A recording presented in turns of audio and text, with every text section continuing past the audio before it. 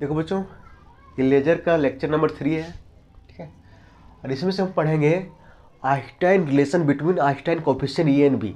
हम पीछे पढ़े थे ए और बी क्या होता है, आइंस्टाइन कोफिशिएंट होता है ना।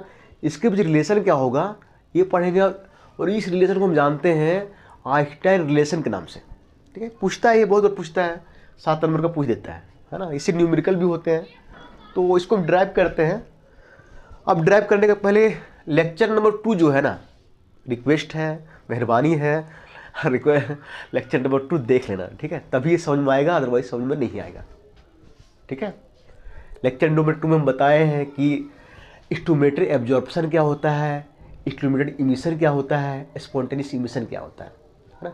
अगर यहाँ पे डायरेक्ट देखोगे समझ में नहीं आएगा, गाली दोगे, इसका रिस्पॉन्सिबल हम नहीं है, गाली मत देना, पहले बता देता है, ठीक है। चलो अब देखो क्या होता था, 2 लेवल लेते थे E1 E2, है ना। क्या करते थे हम, एनर्जी देते थे। एनर्जी देने के बाद क्या होता था, एटम जो होता है वो एक्साइटेड में चला जाता है, और एटम जो है वह यहाँ पे अधिक देर तक रुकता नहीं है, नीचे आ जाता है ना।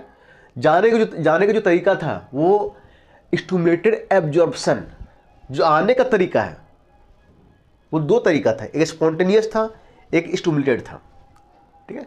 बच्चों ऐसा देखा जाता है एट थर्मल इक्विलिब्रियम।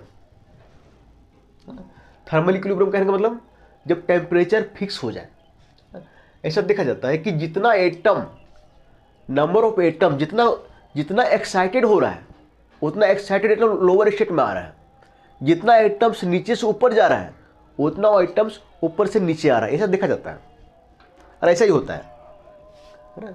आइंस्टाइन ने ऑब्जर्व किया at thermal equilibrium number of atoms goes from ground state to excited state is equal to excited state to ground state, ठीक है। वही लिखे यहाँ पे, at thermal equilibrium number of electrons goes from ground to excited state and excited state to ground state are equal, दोनों बराबर होता है, ठीक है। अब देखो तो ये फिगर बना के दिखा दोगे, है ना। अब देखो तो इसका मतलब क्या, means rate of stimulated absorption बराबर rate of spontaneous emission plus rate of stimulated emission. यहां से यहां जाएगा तो उसको क्या बोलेंगे हम, रेट ऑफ स्टिमुलेटेड एब्जॉर्प्शन। यहां से यहां जाने को क्या बोल देते हैं हम, रेट ऑफ स्टिमुलेटेड एब्जॉर्प्शन। वो जो होगा वो यहां जाने का एक ही तरीका था, है ना, वो जो है बराबर होगा रेट ऑफ स्पॉन्टेनियस इमिशन, अपने आप आएगा, और तो फिर रेट ऑफ स्टिमुलेटेड इमिशन, है ना। तो दोनों रेट बराबर होगा, इधर का rate left side right side. Left side बोलने का मतलब है एटम जो है नीचे से ऊपर जा रहा है, मान लो 2 जा रहा है, तो उसी समय 2 ऊपर से नीचे आएगा, नीचे से ऊपर जाएगा एक ही तरीके से, स्टिमुलेटेड तरीके से, लेकिन ऊपर से जब नीचे आएगा तो 2 तरीके से आएगा, है ना, स्पॉन्टेनियस भी आएगा और स्टिमुलेटेड भी आएगा, ठीक है बच्चों। चलो आगे चलते हैं। और हम लोग को पता है, वी नो दैट, इसके पहले वाले लेक्चर में रेट ऑफ स्टिमुलेटेड एब्जॉर्प्शन का हम इक्वेशन निकाले थे, ये निकाले थे, है ना। इसलिए बोल रहे हैं ना कि पहला लेक्चर देख लेना, है ना। अब रेट ऑफ स्पॉन्टेनियस इमिशन का ये इक्वेशन निकाले थे, ये निकाले थे। रेट ऑफ स्टिमुलेटेड इमिशन का इक्वेशन निकाले थे, ये निकाले थे, है ना। अब देखो इसको हम ना 1 मान लिए, इसको हम 2 मान लिए, इसको 3 मान लिए, इसको 4 मान लिए, है ना। तो थर्मल इक्विलिब्रियम में क्या होता है, जो रेट ऑफ स्टिमुलेटेड एब्जॉर्प्शन जो होता है वो बराबर होता है rate of spontaneous emission plus rate of stimulated emission, बराबर होता है। तो काम करेंगे हम, ये जो होगा ये क्या होगा, इसके प्लस इसके बराबर होगा ना। तो वही लिखे हैं, फ्रॉम 1 2 3 4 1 2 3 4 1 2 3 4, है ना, 1 2 3 4। तो क्या है देखो, तो ये जो है ये किसके लिए है, स्टिमुलेटेड एब्जॉर्प्शन के लिए। तो ये जो है ये बराबर होगा dN1/dt बराबर होगा dN2/dt। ये क्या है, ये जो है वो है स्पॉन्टेनियस इमिशन का इक्वेशन है, प्लस ये क्या है, स्टिमुलेटेड इमिशन का। अब ये बच्चों ये इक्वेशन ये दिखा रहा है कि जिस रेट से एटम ऊपर जाएगा उसी रेट से एटम नीचे आएगा, ठीक है। ऊपर जाने का तरीका एक ही है, सिर्फ ये, और नीचे आने का तरीका 2 है, ये और ये। ठीक है बच्चों, अब क्या करेंगे, इसका वैल्यू, इसका वैल्यू और इसका वैल्यू यहाँ पुट कर देंगे तो देखते हैं रिलेशन निकाल के आता है। ठीक है, चलो आगे चलते हैं बच्चों। अब क्या करो, इक्वेशन 2, इक्वेशन 3, इक्वेशन 4, तीनों से वैल्यू जो यहाँ पुट कर दो। इसका वैल्यू देखो क्या है, ये है ना, इसका वैल्यू क्या है, ये है ना, इसका वैल्यू क्या है, ये है ना। ठीक है, अब देखो तो आगे सॉल्व करते हैं। हाँ देखो तो -b12 u न्यू n1 बराबर -a21 n2 -b21 u new n2। ठीक है बच्चों, एक काम करो, माइनस कॉमन ले लो, माइनस कॉमन लोगे सब प्लस आ जाएगा, है ना। अब प्लस आ जाएगा, ये b12 रहने दो, u न्यू रहने दो, n1 रहने दो। जब माइनस कॉमन ले लोगे सब प्लस आ जाएगा, तो फिर देखो तो सब प्लस जब हो जाएगा तो ये इधर करेंगे तो माइनस आ जाएगा, तो इसको हम इधर किए b21 u न्यू n2 बराबर, इसको ये राइट साइड में रहने दो, इसको a21 n2। ठीक है बच्चों, मैथमेटिक्स से थोड़ा सा ना अपने से भी ट्राई करोगे। ठीक है, अब देखो तो ये b12 इधर लेफ्ट में ये है मेरा, राइट में ये है, देखो कुछ कॉमन आएगा, यू न्यू यहाँ पे भी है ना, यू न्यू कॉमन ले लिए हम। ठीक है, और फिर क्या आ जाएगा, कॉमन ले लोगे तो b12 n1 क्या बचेगा माइनस b21 n2, उसको डिवाइड कर दो इधर तो क्या बचेगा, देखो तो क्या होगा b12 n1 minus b21 n2, इसमें डिवाइड होगा तो ये आएगा ना। कैसे कि थोड़ा ध्यान देना, एक स्टेप हम स्किप करना नहीं चाहिए था, बट अगर कंफ्यूजन हो तो पूछ लेना। ठीक है, अब देखो तो यू न्यू निकालता है यहाँ पे, तो क्या आएगा, क्या मतलब यू न्यू क्या है मेरा, a21 n2 b12 n1 b21 n2 है ना।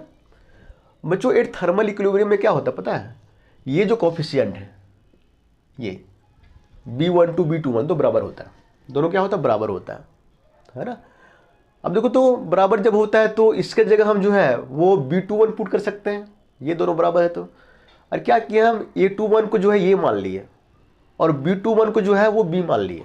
ठीक है, तो आगे चलते हैं, u न्यू बराबर क्या होगा, ये n2, फिर देखो b21 यहाँ पे क्यों, क्योंकि दोनों बराबर है, ये b21 जो है b21 को क्या माने हैं b को बाहर ले लिए, कॉमन ले लिए, क्या बचेगा n1 माइनस n2। ठीक है, अब देखो तो बच्चों ये n2 b, एक काम करते हैं n2 से जो है हम डिवाइड कर देते हैं नीचे, ऊपर नीचे दोनों डिवाइड करते थे, n2 से डिवाइड करेंगे तो n2 n2 कट जाएगा, सिर्फ ये बचेगा है ना। नीचे b n2 से डिवाइड करेंगे तो n1 बटे n2 हो जाएगा यहाँ पे, है ना, और फिर minus n2 by n2 1, n1 by n2 minus 1 है ना। इसको इक्वेशन 5 मान लेते हैं, है ना।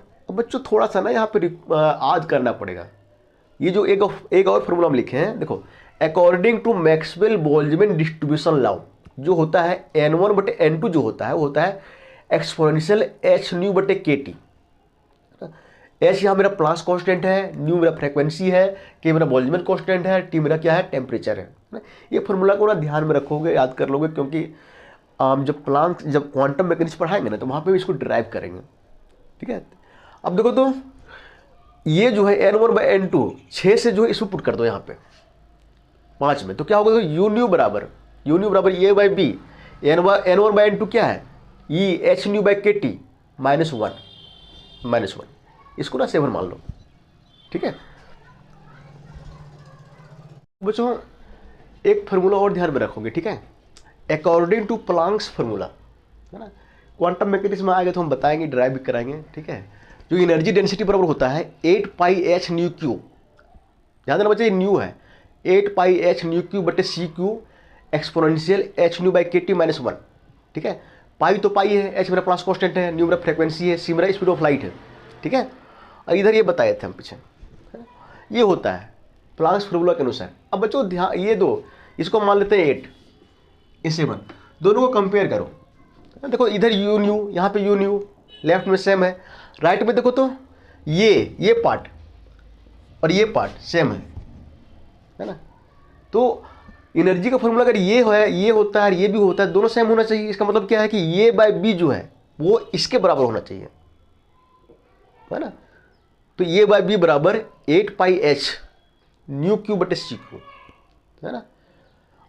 ये क्या है मेरा Einstein coefficient for spontaneous emission, B क्या है मेरा Einstein coefficient for stimulated emission absorption, मतलब स्पॉन्टेनियस के लिए ये और स्टिमुलेटर के लिए बी, है ना।